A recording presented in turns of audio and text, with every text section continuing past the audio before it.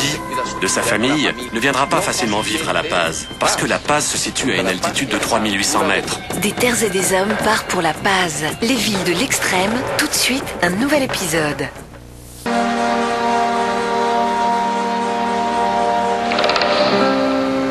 Señoras y señores, aquí su comandante de bordo. Dentro de algunos minutos vamos a aterrizar en el aeropuerto de La Paz, nuestro destino. Yo les recuerdo que La Paz es la ciudad más alta del mundo y que su aeropuerto se sitúa a 4.200 metros de altura. Algunos de ustedes podrán sufrir dificultades al desembarcar debido a la falta de oxígeno. Si usted siente el más mínimo signo de malestar, consulte al servicio médico del aeropuerto inmediatamente. En general, cierta fatiga y algunas dificultades para hacer esfuerzos es normal durante algunas horas. Estos efectos deberán disminuir al llegar al centro de la ciudad, 500 metros más abajo. Une mégapole mondialisée et ses gratte-ciel en très haute montagne. Une véritable curiosité urbaine.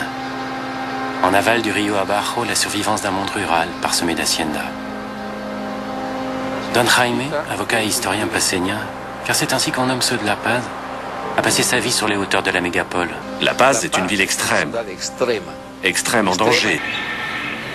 Il y a un demi-siècle, une mégapole voit le jour dans l'un des endroits les plus improbables de la planète.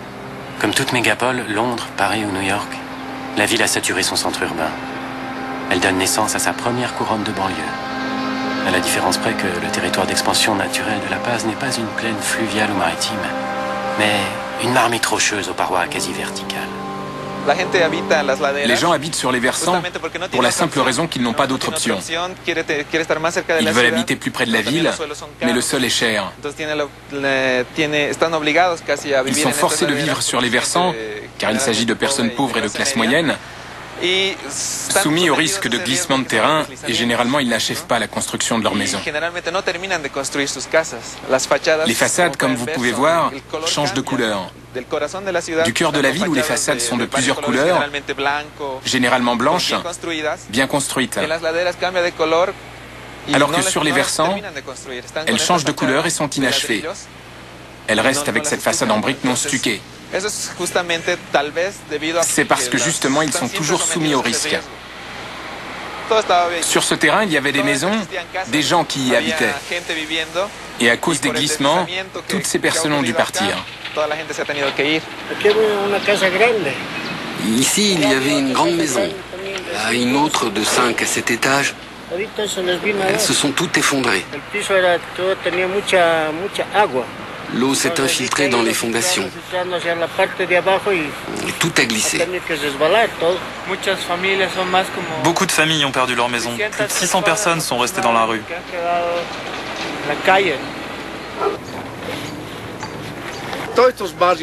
Tous ces quartiers en marge font partie de rien. Sans eau, sans électricité, sans service public. Mais avec leurs efforts, leurs propres apports, ils n'ont rien demandé à la mairie, car cela équivalait à perdre des siècles. Ils n'étaient pas nombreux, mais à partir de 1952, les quartiers ont commencé à acter l'investissement, qu'il y avait une sécurité à vivre ici, qu'il y avait une possibilité de se projeter.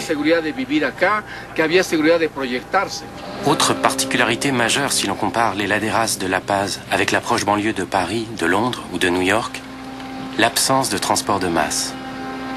Comment envisager un RER dans une pente qui peut atteindre les 75% par endroit? Les flux quotidiens de Sherpas urbains. Ils portent tout et n'importe quoi, pour le compte de plus nantis qu'eux. Quand il y a une forte tempête, ça devient un toboggan. L'avenue se transforme en torrent de boue.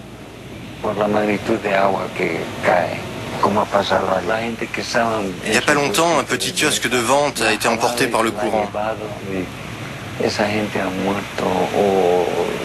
Ces gens sont morts noyés, sont réapparus dans le Rio Abajo, à 8 km du centre-ville. Tant de personnes ont été emportées par le courant. C'était horrible. Vraiment horrible. Lorsque La Paz se réveille du choc, sa population a doublé. Ils étaient 1 million, les voilà désormais 2 millions. La mégapole a brutalement changé d'échelle. La Paz vient de se doter d'une deuxième banlieue. En lieu et place du plateau désertique El Alto, la Haute. Une deuxième couronne qui domine son centre urbain. La chose ne sera pas sans conséquences. C'est le pays tout entier qui marche désormais vers un basculement majeur de son histoire. On est matinal à El Alto. La situation est la même que dans toute mégapole du monde. On doit prendre de l'avance sur le centre urbain si l'on veut être à l'heure. La majorité des habitants de la banlieue haute vont gagner leur pain au centre-ville, c'est-à-dire en bas. Toujours pas de RER, évidemment, mais un balai survolté de minibus qu'il ne faut surtout pas rater. Une contrainte qui épuise les banlieusards avant même que la journée de travail n'ait commencé. Quelque part dans ce capharnaüm, Javier, de géographie, a donné rendez-vous. Généralement, dans la ville de La Paz, on n'occupe pas seulement le trottoir, mais aussi les voies pour les véhicules. Alors c'est dur de marcher. Il faut marcher dans la rue ou sur les voies avec les voitures. Par exemple, le feu passe au rouge et ni les minibus ni personne ne le respecte.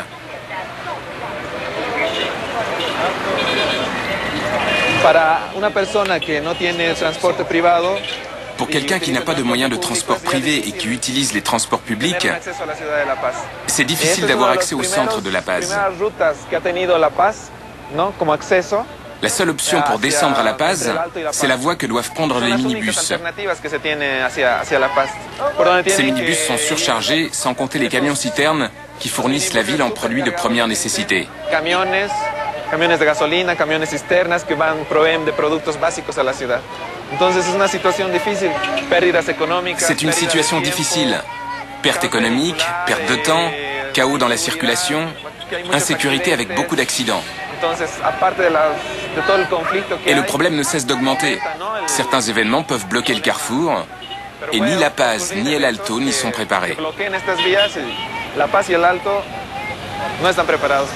Situation étrange que celle d'une énorme banlieue dont l'unique voie d'accès à son centre urbain passe par un carrefour. Qu'adviendrait-il si des événements comme le laisse entendre Javier venaient à le bloquer? Des événements sociaux, par exemple? Car les inégalités sont criantes entre La Paz et El Alto. Le blocage des trains de banlieue n'est-il pas une stratégie syndicale assez classique dans nos villes en cas de conflit social? Parions que ce carrefour ne tarderait pas à peser lourdement sur la ville tout entière. À suivre. El Alto, qui est une ville relativement récente, 1985, supporte tout ceci. Elle héberge toute cette population. C'est toute cette charge de population qui se déverse au cœur de ce qui s'est transformé en une immense métropole. Et ici, on voit la limite de la municipalité. Politiquement, la limite, c'est le dénivelé. La Paz se trouve en dessous, El Alto se trouve au-dessus, derrière la crête. Aujourd'hui, El Alto a une identité propre. Par exemple, avant, les personnes de La Paz s'appelaient Paseños. Et El Alto était un quartier de La Paz. Mais maintenant, El Alto a tellement grandi que nous nous appelons les Alteños. Je suis moi-même un Alteño. Un beau matin de février 2003, une sourde clameur s'élève de La Paz. El Alto descend de sa plaine en réponse à une énième hausse d'impôts. Étudiants, fonctionnaires, petits entrepreneurs du centre-ville emboîtent le pas. En conséquence de cette politique néocoloniale menée par le gouvernement de Goni Sanchez, le peuple a commencé à se dire « on donne tout aux entreprises privées, on donne tout à la Repsol, tout s'arrange à coup de contrat. Et nous, qu'est-ce qui nous reste? Rien. Alors on s'est dit « il faut casser ce système ». Consecuencias de un impuestazo frustrado, en febrero de 2003 el déficit fiscal fue el pretexto para que el gobierno de Gonzalo Sánchez de Losada asuma una estrategia para revertir la iliquidez estatal.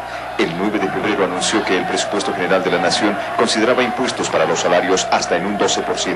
La población mostró descontento al igual que los empresarios privados. La policía junto a los de alta graduación. Nous sommes conscients qu'El Alto se trouve dans une position stratégique. Elle domine tous les accès de La Paz. La Paz s'est rendu compte que c'était un danger, une menace.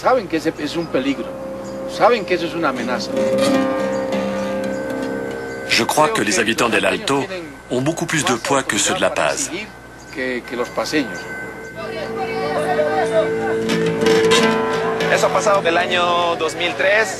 Ça a eu lieu en 2003, pendant la guerre du gaz. Les accès principaux ont été bloqués et ils sont essentiels pour communiquer non seulement avec El Alto, mais aussi avec le reste du pays. La Paz s'est asphyxiée, privée de nourriture, privée des médicaments acheminés par camion. Privée de ressources, La Paz s'est effondrée. Beaucoup de gens n'avaient rien à manger, aucune possibilité pour survivre. Toutes classes sociales confondues, la ville entière a implosé. El Alto met La Paz en état de siège en bloquant son fameux carrefour, le seul accès au centre-ville. L'armée riposte immédiatement avec des moyens à la mesure de ses peurs, chars, hélicoptères. Une banlieue vient de déclarer la guerre à son centre urbain et tente de libérer le pays d'un gouvernement qui spolie son peuple depuis 50 ans. La belle histoire. Si el pueblo pide guerra civil, lo vamos a hacer, porque basta de mentiras. Y voy a decir una cosa bien clara, hay mucha gente que está anunciando guerra civil, no va a haber guerra civil.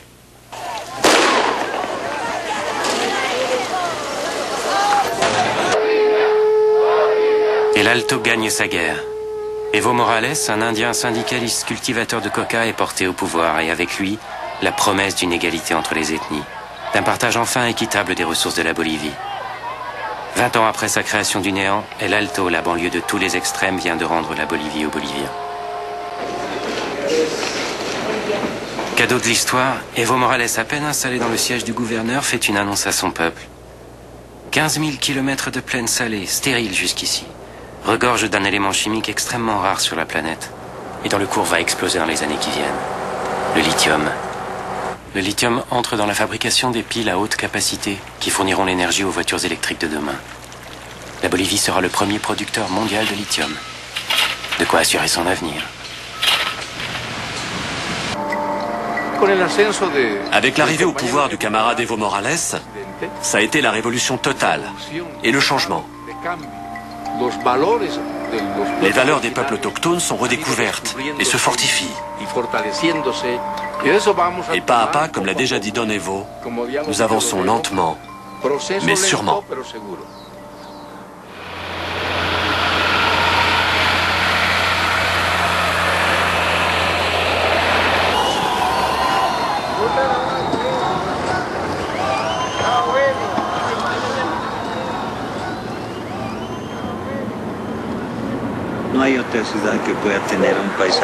Nulle part ailleurs, on peut trouver une ville avec un paysage semblable au nôtre.